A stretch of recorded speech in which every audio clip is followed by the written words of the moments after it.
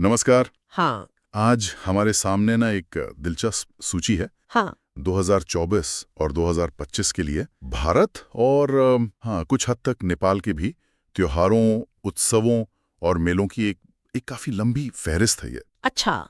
लेकिन ये सिर्फ तारीखों और जगहों का कैलेंडर नहीं है। ये इस पूरे क्षेत्र की जो सांस्कृतिक धड़कन है ना, उसको समझने का एक मौका है, एक खिड़की है कह सकते हैं। बिल्कुल। तो आज इस सूची को जरा करीब से देखते हैं, है ना? इसे खंगालते हैं और समझने की कोशिश करते हैं कि इन नामों के पीछे क्या छिपा है। हाँ, मतलब सिर्फ लिस्ट पढ़ने से क्या होगा? हाँ, वही हमारा मकसद ये जानना है कि ये उत्सव अपने आप में क्या दिखाते हैं, समाज के बारे में, परंपराओं के बारे में, और ये जो बदलता समय है उसके बारे में। पहली नजर में ही ये तो साफ है कि विविधता अरे कमाल की है। हाँ, वो तो है। कश्मीर से केरल तक, गुजरात से अरुणाचल तक, हर जगह जैसे जश्न मनाने का कोई ना कोई बहाना मौजूद है। सही बात है। चलिए शुरुआत करते हैं एक ऐसे आयोजन से जो शायद कई लोगों ने सुना होगा, देखा भी होगा। कौन सा? हरियाणा के फरीदाबाद का हाँ 38वां सूरजकुंड शिल्प मेला 2025 का। हाँ, सूरजकुंड, ये तो बहुत मशहूर है। हाँ, ये सिर्फ एक मेला नहीं बल्कि एक बहुत बड़ा मंच बन चुका है अब तो। बिल्कुल। सूरजकुंड जैसे आयोजन मतलब ये सिर्फ मनोरंजन या घूमने फिरने की जगह नहीं है। इनका एक बड़ा आर्थिक और सांस्कृतिक महत्व है। अच्छा। सोचिए, ये देश भर के शिल्पकारों, बुनकरों, कारीगरों को सीधे ग्राहकों से जुड़ने का मौका देते हैं। हाँ, ये तो है। कई पारंपरिक कलाएं जो शायद धीरे धीरे खत्म हो रही हों, उन्हें यहाँ एक नई जिंदगी मिलती है। ये एक बेहतरीन उदाहरण है कि कैसे संस्कृति और अर्थव्यवस्था एक दूसरे का हाथ थाम कर चल सकते हैं। सही बात है। यहाँ सिर्फ सामान नहीं बिकता, कहानियां और वो जो हुनर है ना, उसका आदान प्रदान होता है। सही कहा, ये हमारी जीती जागती विरासत का उत्सव है एक तरह से। बिल्कुल। इसी तरह के और भी प्रयास दिखते हैं इस लिस्ट में, जैसे नई दिल्ली में आदि महोत्सव 2025 का जिक्र है। हाँ, आदि महोत्सव वो जनजातीय कला और संस्कृति पर होता है। हाँ, या फिर नई दिल्ली और वडोदरा में होने वाले दिव्य कला मेले। अच्छा, दिव्य कला मेला। हाँ, जो दिव्यांग कारीगरों की प्रतिभा को सामने लाते हैं। बहुत अच्छा प्रयास है ये तो। ये सब दिखाते हैं कि उत्सवों का मकसद सिर्फ मनोरंजन से कहीं ज्यादा गहरा हो सकता है। हाँ, और ये उद्देश्य समय के साथ बदलते भी हैं, विकसित होते हैं। अब अगर हम प्रकृति और कृषि से जुड़े उत्सवों की बात करें, तो ये शायद सबसे पुरानी कैटेगरी होगी, है ना? हाँ, लगता तो है। फसल काटना, मौसम बदलना, ये हमेशा से मानव जीवन का अहम हिस्सा रहे हैं और उत्सवों के जरिए इन्हें मनाया जाता रहा है। इस सूची में इसके कई उदाहरण हैं, जैसे दक्षिण भारत में केरल का मशहूर तिरुवोणम त्योहार। ओणम। हाँ, जिसे हम ओणम के नाम से जानते हैं। ये महाबली के स्वागत और वो जो भरपूर फसल होती है उसका उत्सव है। हाँ, बहुत सुंदर होता है ओणम। इसी तरह तेलंगाना का बोनालू उत्सव है लिस्ट में। बोनालू, हाँ। वो देवी महाकाली को धन्यवाद देने और अच्छी फसल की कामना से जुड़ा है शायद। बिल्कुल। और उड़ीसा का नुआखाई उत्सव भी है। नुआखाई? हाँ, नुआखाई का मतलब ही है नया खाना। जो नई फसल का चावल आता है ना, उसका स्वागत करते हैं। अच्छा, ये तो बड़ा इंटरेस्टिंग है। बिल्कुल। और उत्तर में देखें तो उत्तराखंड का फूलदेई त्योहार है। फूलदेई? हाँ, ये वसंत के आने का और फूलों के खिलने का जश्न है। बच्चे घरों में फूल लेकर जाते हैं। अरे वाह, कितना प्यारा रिवाज है। तो ये दिखाता है कि कैसे ये त्योहार सिर्फ फसल ही नहीं बल्कि प्रकृति के पूरे चक्र से, मौसम के बदलने से कितने गहरे जुड़े हुए हैं। हाँ, सही। ये हमें याद दिलाते हैं कि हमारा जीवन किस तरह धरती और उसके मौसमों पर निर्भर है। इन उत्सवों में एक वो सामुदायिक भावना भी बहुत प्रबल होती है ना? हाँ, बिल्कुल। जैसे ओणम में वो सामूहिक भोज, ओणम सद्या, या बोनालू में शायद महिलाएं एक साथ देवी को भोग चढ़ाती हैं। निश्चित रूप से ये त्योहार अकेले नहीं मनाए जाते, ये पूरे समुदाय को एक साथ लाते हैं। और यही बात हमें पूर्वोत्तर भारत के त्योहारों में और भी ज्यादा साफ दिखती है। हाँ, पूर्वोत्तर का जिक्र आते ही नामों की एक लंबी लिस्ट सामने आती है। हाँ, इस सूची में पूर्वोत्तर के कई अनोखे त्योहार शामिल हैं और वो उस क्षेत्र की जो विशिष्ट जनजातीय संस्कृतियां हैं ना, उनकी पहचान है। जैसे नागालैंड का 25वां हॉर्नबिल महोत्सव, ये तो काफी मशहूर हो गया आजकल। हाँ, हॉर्नबिल तो बहुत पॉपुलर है।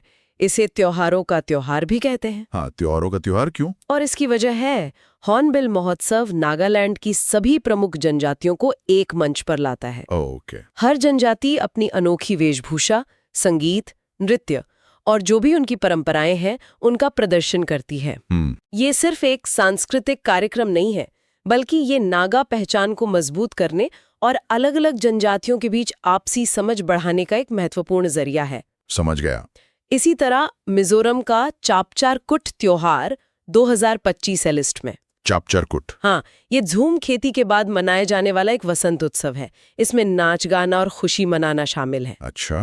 मणिपुर के भी कई नाम हैं सूची में। हाँ, मैंने देखे, जैसे शिरुई लिली उत्सव 2025। हाँ, शिरुई लिली, ये उस फूल के नाम पर है जो सिर्फ मणिपुर की शिरुई पहाड़ियों पर ही खिलता है। अरे वाह! ये प्रकृति और स्थानीय पहचान का एक खूबसूरत संगम दिखाता है। बिल्कुल। फिर चेराओबा उत्सव 2025 भी है। हाँ, चेराओबा, ये मणिपुरी नववर्ष है। अच्छा, नया साल। और एक और दिलचस्प नाम है निंगोल चाकोबा त्योहार। हाँ, निंगोल चाकोबा। इसमें विवाहित बेटियां अपने मायके आती हैं और खास दावत होती है उनके लिए। ये तो बहुत ही अच्छा है, पारिवारिक रिश्तों का उत्सव। बिल्कुल। और अरुणाचल प्रदेश का न्योकुम यूलोत्सव 2025 या मेघालय का बेहदीन खलम उत्सव 2005। हाँ। या झारखंड का सरहुल महोत्सव। सरहुल, हाँ। ये सब अपने अपनी जनजातियों की मान्यताओं, उनके इतिहास और प्रकृति से उनके रिश्ते को दर्शाते हैं। ये उत्सव सिर्फ परंपरा नहीं निभाते, ये नए जो युवा पीढ़ी है उनको अपनी जड़ों से जोड़ने का काम भी करते। सही बात है। ये उस क्षेत्र की सांस्कृतिक विविधता का जीता जागता सबूत है। ये विविधता सिर्फ पूर्वोत्तर तक ही सीमित नहीं है, जाहिर है।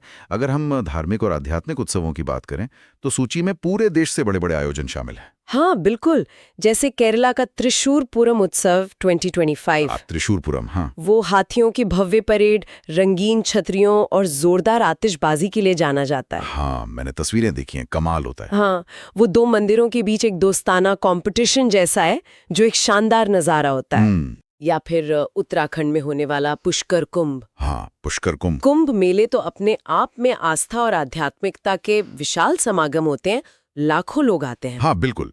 इसी तरह जम्मू कश्मीर में खीर भवानी उत्सव का जिक्र है। खीर भवानी, हाँ, ये कश्मीरी पंडित समुदाय के लिए बहुत महत्वपूर्ण है। हाँ, और असम का अंबुबाची मेला 2025। हाँ, अंबुबाची मेला। हाँ। ये कामाख्या मंदिर में होता है और देवी की वार्षिक माहवारी का प्रतीक माना जाता है। अच्छा। तो ये दिखाता है कि कैसे धार्मिक मान्यताएं अलग अलग रूपों में अभिव्यक्त होती हैं। बिल्कुल। और इन धार्मिक उत्सवों के साथ साथ कुछ ऐसे भी हैं जो इतिहास या वीरता की याद दिलाते हैं।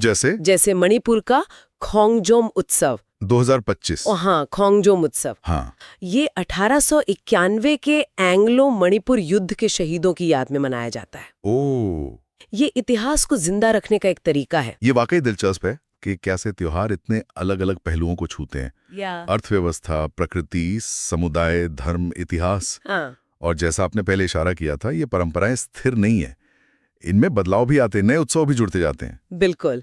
इस सूची में कुछ ऐसे नाम भी हैं जो शायद कुछ दशक पहले नहीं होते। जैसे जम्मू कश्मीर का लैवेंडर उत्सव 2025। हाँ, लैवेंडर उत्सव। हाँ, ये इस क्षेत्र में लैवेंडर की खेती को बढ़ावा देने से जुड़ा है। अच्छा। जो एक नई आर्थिक गतिविधि है वहाँ। ये पर्पल रेवोल्यूशन का जश्न है एक तरह से। इंटरेस्टिंग। या फिर बेंगलुरु में छठा अंतर्राष्ट्रीय बाजरा महोत्सव 2025। बाजरा महोत्सव। मिलेट्स आजकल बहुत चर्चा में है। हाँ बिल्कुल, बाजरा यानी मिलेट्स के स्वास्थ्य लाभ और वो जो टिकाऊ खेती है उसको लेकर बढ़ती जागरूकता के बीच इस तरह के आयोजन महत्वपूर्ण हो जाते हैं। भारतीय सैन्य विरासत महोत्सव, ये भी शायद इसी श्रेणी में आएंगे। हाँ, कह सकते हैं। ये आधुनिक समय की चिंताओं या उपलब्धियों या जो फोकस क्षेत्र है उनको दर्शाते हैं। यहाँ तक कि राजस्थान का सांभर फेस्टिवल 2025 या आंध्र प्रदेश का फ्लैमिंगो महोत्सव 2025 भी, हाँ, जो खास जगहों या वन्य जीवों पर ध्यान केंद्रित करते हैं। ये भी दिखाते हैं कि उत्सव मनाने के कारण कितने अलग अलग हो सकते हैं। बिल्कुल। ये दिखाता है कि संस्कृति एक बहती नदी की तरह है। कुछ पुरानी धाराएं चलती रहती हैं, कुछ नई जुड़ जाती हैं। सही। ये देखना महत्वपूर्ण है कि ये नए उत्सव कैसे अपनी जगह बनाते हैं और क्या वो भी समय के साथ गहरी सामुदायिक जड़ें जमा पाते हैं या नहीं। अब थोड़ा सूची के उस हिस्से पर आते हैं जिसमें नेपाल का जिक्र है। हाँ, नेपाल का भी था। यहाँ एक छोड़े जात्रा उत्सव 2025 का नाम है। छोड़े जात्रा। और दो नाम ऐसे हैं, सिहार उत्सव और 20वां जेनादू संगीत समारोह, जो स्रोत सूची में नेपाल के तहत दिए गए हैं। अच्छा। हालांकि इनका जिक्र पहले केरल के संदर्भ में भी आया था, तो ये थोड़ा कंफ्यूजिंग है। हाँ, ये हो सकता है। या तो स्रोत सूची में कुछ अस्पष्टता हो, या फिर ये भी संभव है कि ये उत्सव या इनसे मिलते जुलते आयोजन मतलब सीमा के दोनों तरफ मनाए जाते हों। हाँ, ये हो सकता है, भारत और नेपाल दोनों में। हाँ, खासकर जो तराई जैसे सीमावर्ती क्षेत्र है ना, वहाँ सांस्कृतिक आदान प्रदान बहुत आम है। नेपाल का उल्लेख हमें याद दिलाता है कि संस्कृति अक्सर वो जो राजनीतिक नक्शे हैं ना, उनकी परवाह नहीं करते। सही कहा। विचारों, परंपराओं और उत्सवों का प्रवाह सीमाओं के आर पार होता रहता है। और छोड़े यात्रा जैसे स्थानीय उत्सव नेपाल की अपनी विशिष्ट सांस्कृतिक पहचान को दर्शाते हैं। तो इस पूरी चर्चा को समेटते हुए हम क्या कह सकते हैं, ये सूची सिर्फ नामों का संग्रह नहीं है। नहीं, बिल्कुल नहीं। बल्कि भारत और कुछ हद तक नेपाल की सांस्कृतिक जीवंता का एक आईना है। हाँ। ऐसा लगता है जैसे जश्न मनाना, एक साथ आना, अपनी पहचान और मान्यताओं का अभिव्यक्त करना यहाँ के जीवन का एक अभिन्न अंग है। बिल्कुल। ये सूची हमें कई बातें बताती हैं। पहली कि सांस्कृतिक विविधता कितनी गहरी और व्यापक है। हाँ। हर क्षेत्र, हर समुदाय के पास अपनी अनूठी परंपराएं हैं। सही। दूसरी बात, ये उत्सव सिर्फ अतीत का बोझ नहीं है, ये वर्तमान में भी प्रासंगिक है। हाँ। चाहे वो अर्थव्यवस्था को सहारा देना हो, समुदाय को जोड़ना हो, या नई चिंताओं को मतलब एड्रेस करना हो। हाँ। और तीसरी, ये परंपराएं स्थिर नहीं है, वे बदलती हैं, विकसित होती हैं, नई चीजें जुड़ती हैं। ये सूची देखकर ये भी एहसास होता है कि कैसे अलग अलग त्योहार जीवन के अलग अलग पहलुओं का सम्मान करते हैं, है ना? प्रकृति का चक्र, देवी देवताओं की कृपा, ऐतिहासिक स्मृतियां, पारिवारिक रिश्ते, कला और कौशल, यहाँ तक कि आधुनिक उपलब्धियां भी नहीं है।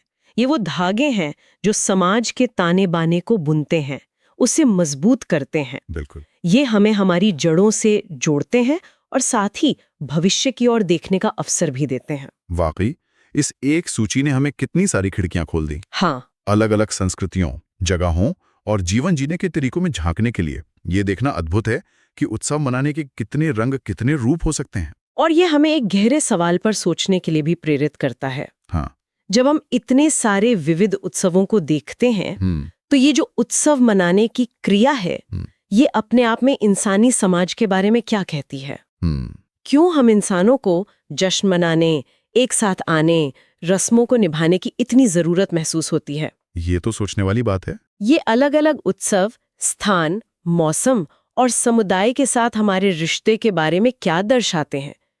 ये सिर्फ मनोरंजन है या इससे कहीं ज्यादा गहरा कुछ है जो हमारी मानवीय पहचान से जुड़ा है? इस पर विचार करना यकीनन दिलचस्प होगा।